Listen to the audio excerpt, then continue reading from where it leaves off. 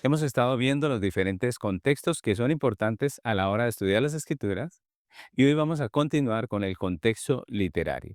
¿Qué es el contexto literario? Es el marco que nos permite comprender cómo los autores bíblicos usaron la forma de escribir para comunicar su mensaje. No es solo un concepto, más bien es una herramienta que nos permite leer las escrituras como lo que son, una biblioteca de diversos géneros literarios donde cada uno debe ser leído según sus propias reglas. Ahora veamos algunos componentes del contexto literario. El primero de ellos es el género. Es el tipo de escritura del texto. Es la categoría o clase en la que se agrupan las obras literarias según sus características formales, temáticas y estructural. Entender el género es clave.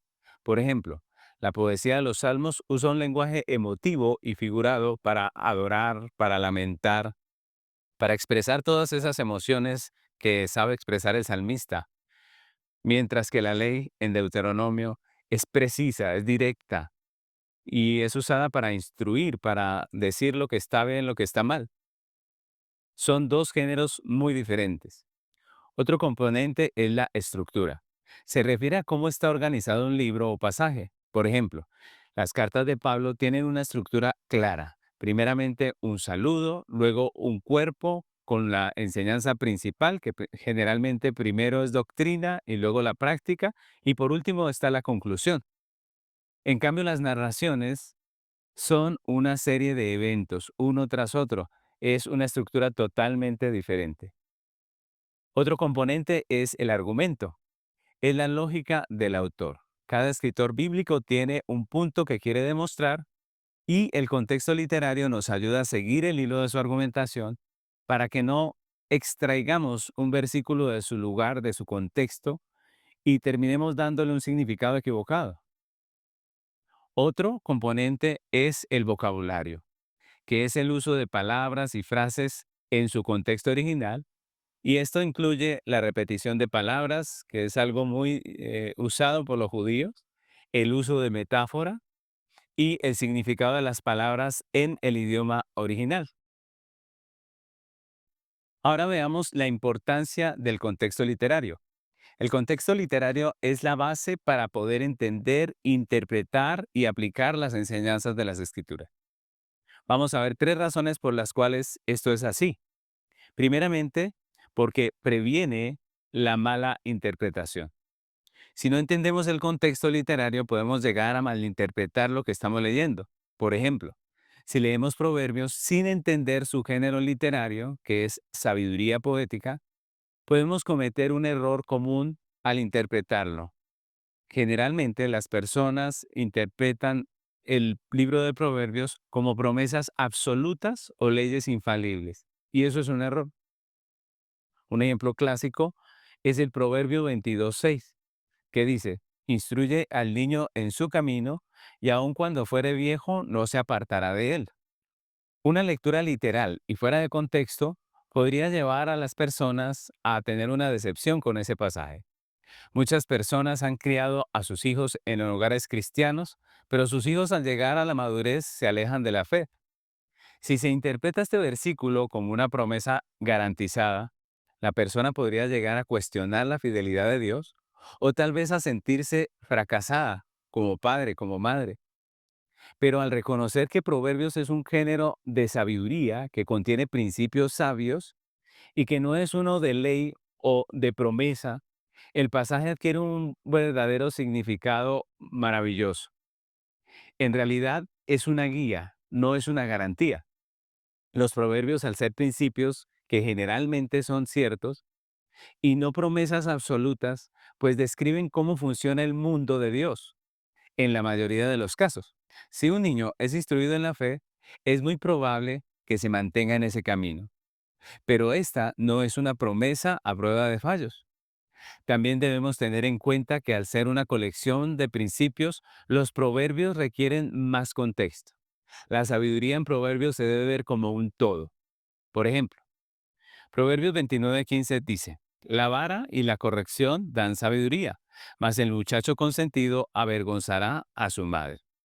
Este versículo nos dice que no es suficiente la instrucción, sino que debe haber también disciplina.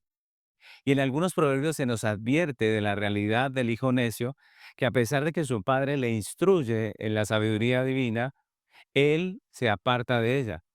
Proverbios 10:1 dice, los proverbios de Salomón, el hijo sabio alegra al padre, pero el hijo necio es tristeza de su madre. Así que el proverbio que nos anima a instruir a nuestros hijos es más bien una guía de vida que nos enseña a vivir de manera correcta, de la manera en que honramos a Dios, no a manipularlo para que haga lo que nosotros queremos.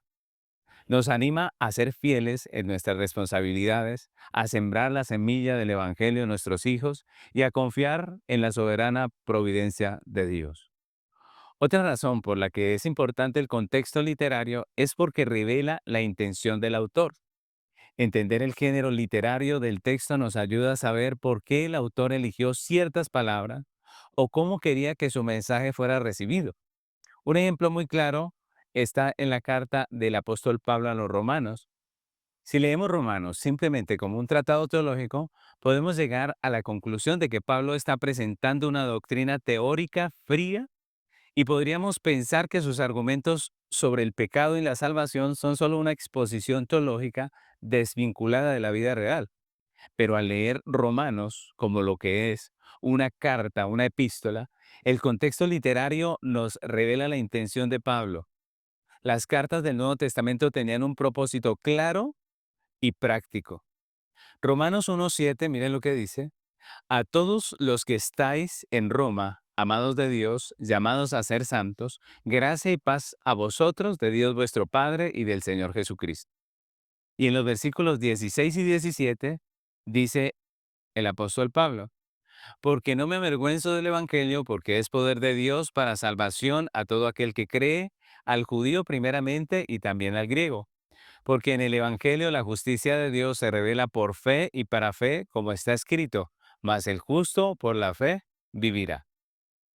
A pesar de ser muy doctrinal, la carta a los romanos no era simplemente un tratado teológico, sino una comunicación real dirigida a personas reales que enfrentaban situaciones reales. El contexto literario de Romanos como carta nos muestra que la intención de Pablo no era solo la instrucción en cuanto a la doctrina de salvación, también tenía el objetivo de unir la congregación. La carta fue enviada a la iglesia de Roma, que tenía tensiones entre cristianos judíos y gentiles. Los primeros capítulos de Romanos, al mostrar que todos, judíos y gentiles, han pecado y necesitan la salvación, no son solo una lección doctrinal, son un argumento cuidadosamente elaborado para demostrar que ante Dios no hay diferencia. La intención de Pablo es precisamente derribar esas barreras étnicas y unir a la iglesia bajo una misma verdad, que es la del Evangelio. El contexto literario de Romanos nos muestra que la intención del autor era teológico y práctico. Quería resolver problemas en una iglesia específica y entender que es una carta nos permite ver su corazón pastoral y su mensaje misionero detrás de cada palabra. Otra razón por la que es importante el contexto literario es porque permite una aplicación precisa. Una vez que comprendemos lo que el texto significó para su audiencia original, podemos aplicar sus verdades a nuestras vidas de una manera que es fiel a la intención de Dios. Un ejemplo muy claro de esto lo encontramos en los Salmos. Si leemos los Salmos sin entender que son poesía y oración, podemos caer en el error de interpretarlos como promesas de prosperidad automática o incluso como un manual de instrucciones de cómo orar. Pero los Salmos son más que eso. Por ejemplo, el Salmo 37:4 dice, Deleítate a sí mismo en Jehová, y Él te concederá las peticiones de tu corazón. Una aplicación imprecisa de este versículo podría llevar a la idea de que si una persona siente deleite en Dios, Él le dará lo que sea que Él desee, como un nuevo trabajo o un auto o cualquier otra cosa material. Cuando estos deseos no se cumplen, la persona podría dudar de la fidelidad de Dios o cuestionar su propia fe. Pero el contexto literario nos enseña que los salmos son un libro de poesía y adoración que expresa toda la gama de emociones humanas, como el gozo, el dolor, la duda, el lamento y la gratitud. La aplicación de los salmos no es legalista ni literal, sino relacional y teológica. El Salmo 37 es un salmo de sabiduría, que presenta una verdad general sobre la vida justa. Su aplicación precisa es la siguiente. Primeramente, el Salmo contrasta la prosperidad superficial de los malvados con la prosperidad verdadera, la prosperidad genuina, con la paz profunda de los justos. El deleite en el Señor se refiere a un cambio de corazón en el que los deseos de una persona se alinean a los deseos de Dios. Mis deseos se alinean a los deseos de Dios. Y lo segundo es que la promesa no es que Dios va a cumplir todos los antojos, los caprichos de nuestro corazón, sino que al alinearse nuestro deseo al deseo de Dios, cuando Dios cumpla su deseo, mi deseo será cumplido en Dios. Y entonces mi corazón también se deleitará de eso. La aplicación precisa de los salmos es entender que el propósito principal es darnos un lenguaje para relacionarnos con Dios. Nos enseña a ser honestos en nuestra oración y a encontrar consuelo y esperanza en la fidelidad de Dios. Incluso cuando la vida no va como nosotros queremos. Si ustedes miran todos los salmos, no siempre el salmista estuvo como quería, siempre tuvo situaciones difíciles, pero cuando se alinea nuestro deseo al deseo de Dios, entonces vamos a regocijarnos con la gracia del Señor en todo lo que Él nos permite vivir. Al ver el Salmo 37 como poesía, nos ayuda a entender que es una expresión de una verdad espiritual profunda, no una fórmula mágica para obtener lo que nosotros queremos. En resumen, podemos decir que comprender el contexto literario es fundamental porque nos enseña a leer la Biblia de la forma en que fue escrita, como una biblioteca de géneros literarios distintos donde cada uno debe ser leído según sus propias reglas. El contexto literario nos equipa para una lectura más fiel y una aplicación más sabia de la palabra de Dios.